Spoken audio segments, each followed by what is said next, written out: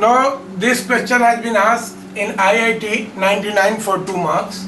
The question is, a particle of mass m at rest decays into two particles of mass m1 and m2 having non-zero velocities.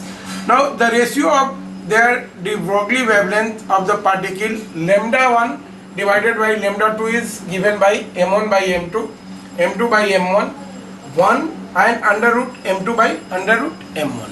So let us solve this problem.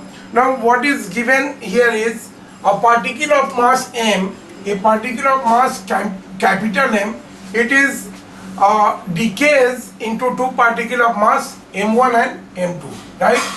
It decays into two parts. This mass is m1 and this mass is m2. Now the decay process is a internal forces इसमें act करेंगे. So obviously now this particle is at rest. So what will be if this particle has momentum p1 and this particle has momentum p2, right? हम तो direction ऐसे दे दिए हैं, लेकिन नहीं भी अगर होगा इनको वेक्टोरियल करें तो vector p1 plus vector p2 will be equal to 0 क्योंकि initial momentum of the particle is 0.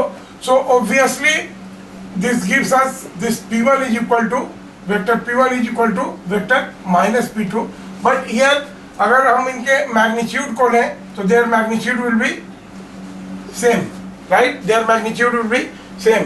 तो अब हम जानते हैं कि in case of de Broglie wavelength this lambda the wavelength is equal to h by p, right?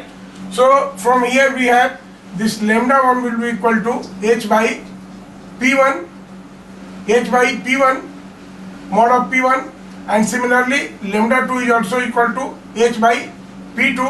So this magnitude of p1 and p2 is same, so obviously this will give us this lambda 1 will be equal to lambda 2, right? So this ratio will be equal to this will give the ratio lambda 1 divided by lambda 2 is equal to 1.